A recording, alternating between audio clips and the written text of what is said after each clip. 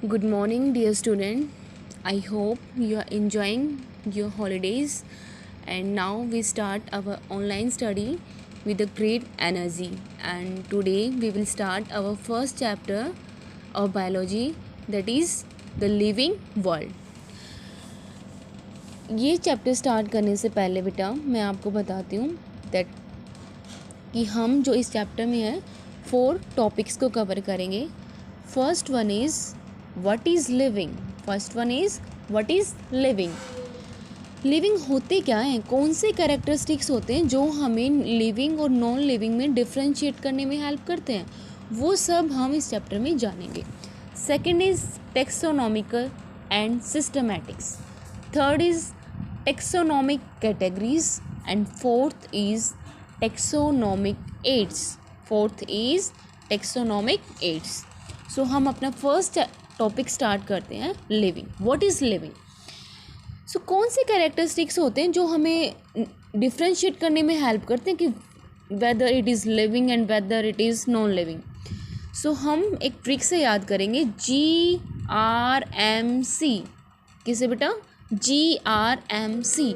G means growth, R means reproduction and M means metabolism and C means consciousness. कौन से होते हैं? G means growth, R means reproduction, M means metabolism, fourth is consciousness. NCERT में हम इन 4 के बारे में पढ़ते हैं, लेकिन कुछ और भी कैरेक्टरिस्टिक्स होते हैं जैसे self regulating and sensing the environment. So सबसे पहले हम अपना फर्स्ट फीचर ग्रोथ के बारे में स्टडी करते हैं. ग्रोथ क्या होता है बेटा? जैसे एक छोटा सा किड्स होता है, छोटे से बच्चा होता है और वो एक अडल्ट हो जाता है, तो उसने ग्रोथ की ना. छोटे से बच्चे का साइज़ और एक पूरे अडल्ट का साइज़ उसमें इंक्रीज़ होता है ना, तो उसमें ग्रोथ हुई. और जैसे हम सेकंड थिंग हम बात करें, जैसे रेगिस्तान में बालों के टिब्बे होते हैं, वो पहले छोटा होता है, बाद में उसमें सोइल का एक्यूमुलेशन होता है और वो बालों का टिब्बा बड़ा बन जाता है. लेकिन वो नॉन लिविंग है, ग्रोथ तो उसने भी की, लिविंग ने भी की और नॉन लिविंग ने भी की. तो कौन से फीचर्स होते हैं जो डिफ्रेंशिएट करते हैं? मीन्स जो ग्रोथ होता है बेटा वो 2 टाइप्स का होता है. ग्रोथ कितने टाइप्स का होता है? 2. First is internal, second is external. जो इंटरनल ग्रोथ होती है ना, वो डिफाइनिंग फीचर होता है लिविंग ऑर्गेनिजम्स का. अब डिफाइनिंग फीचर क्या होता है बेटा? डिफाइनिंग फीचर वो फीचर होता है जो हर लिविंग ऑर्गेनिजम्स जो है प्रेजेंट होता है. अब एक्सटर्नल ग्रोथ देखते हैं हम. एक्सटर्नल ग्रोथ के अंदर क्या होता है? जैसे मैंने वो बालों के टिब्बे वाली बात बताई कि जो नॉन लिविंग होते हैं वो करते हैं.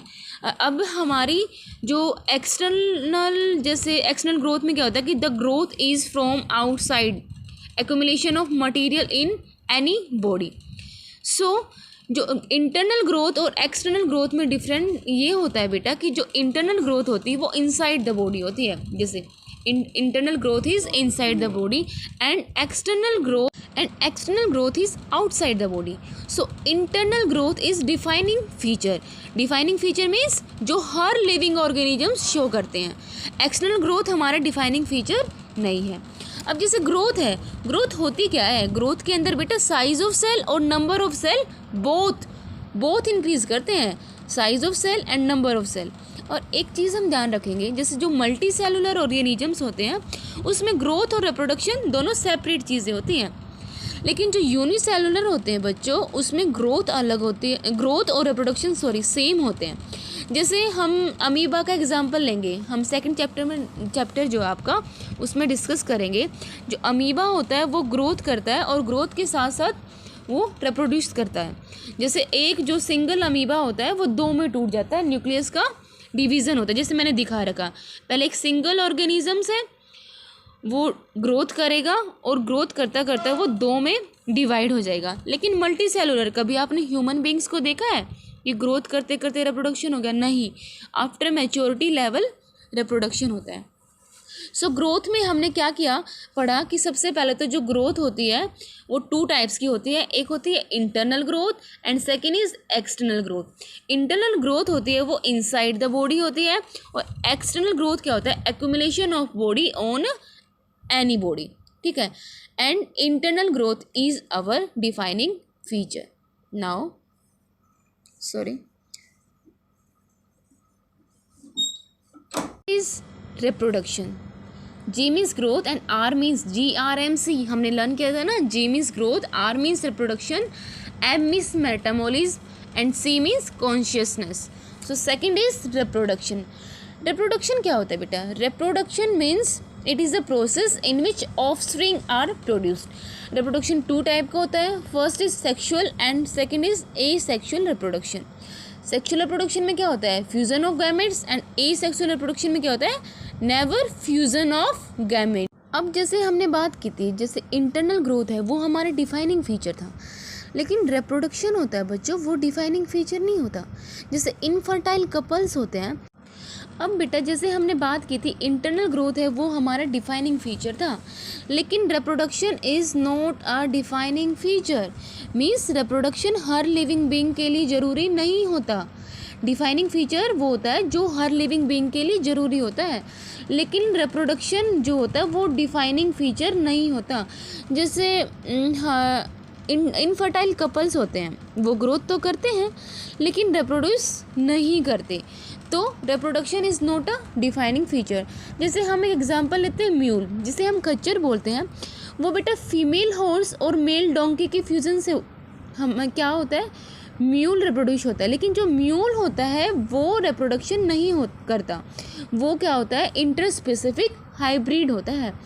तो रिप्रोडक्शन जो होता है वो एक डिफाइनिंग फीचर नहीं होता. इनफर्टाइल कपल्स होते हैं, म्यूल होता है, वो रिप्रोडक्शन नहीं करता. इंटरनल ग्रोथ है वो कैसा फीचर है हमारा? Defining feature. अब हम next means M means metabolism. जैसे हमारी डे टू डे लाइफ में हमारी बॉडी के अंदर बहुत सारी रिएक्शंस होती हैं, केमिकल रिएक्शंस. जो बॉडी होती है बेटा वो केमिकल्स से मिलकर बनी होती है ना, बहुत सारी केमिकल रिएक्शंस.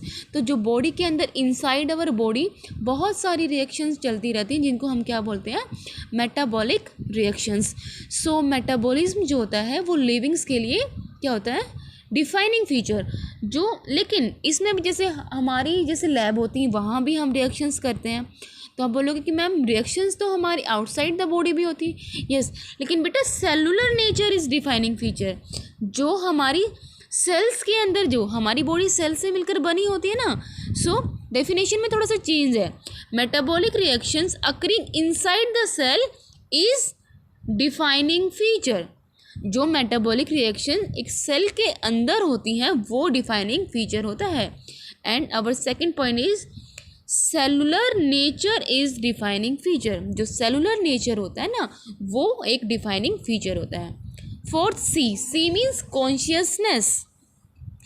कॉन्शियसनेस क्या होती है? जैसे एक छोटा बच्चा होता है, हम छोटे बच्चे को स्लैप करते हैं, वो ईज़िली पता चल जाता है कि हाँ भाई उसको किसी ने स्लैप किया. लेकिन कोई बेहोश है, हम उसको स्लैप करते हैं तो उसे नहीं पता चलता. तो यही होती है consciousness. Means sensing the environment. And consciousness it is a defining feature of living organisms. So हमने आज क्या पढ़ा बेटा? आज हमने लिविंग बींग्स की बेसिक कैरेक्टरिस्टिक्स के बारे में जाना. लिविंग बींग्स की बेसिक कैरेक्टरिस्टिक्स के बारे में जाना हमने. जैसे हमने सबसे पहले एक ट्रिक से लर्न किया GRMC. G means growth, R means reproduction and C means consciousness and M means metabolism. अब हमने एग्ज़ाम में एक क्वेश्चन आ जाएगा कि which of the following is a defining feature. जैसे नीचे सो इंटरनल ग्रोथ हमने पढ़ा है, ये डिफाइनिंग फीचर है, हर लिविंग ऑर्गेनिजम्स के अंदर होता है. सेलुलर मेटाबॉलिज्म या फिर सेलुलर ऑर्गेनाइजेशन ये भी डिफाइनिंग फीचर होता है. कॉन्शियसनेस भी होता है. सो कोई और एग्जांपल दे देंगे तो हम इजीली फाइंड आउट कर लेंगे, क्योंकि हमने पढ़ा है कि इंटरनल ग्रोथ है वो होता है, सेलुलर ऑर्गेनाइजेशन भी हमारा डिफाइनिंग फीचर है, एंड सी मीन्स कॉन्शियसनेस ये भी डिफाइनिंग फीचर होता है.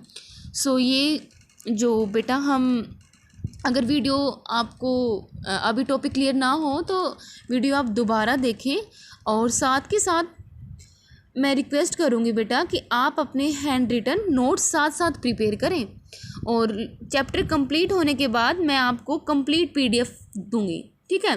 लेकिन अभी आप साथ साथ अपना समझें और अपना डेली का डेली राइट करें, अपना नोट्स बनाएं, ठीक है. ओके, अब बाकी हम अपनी नेक्स्ट क्लास में पढ़ेंगे।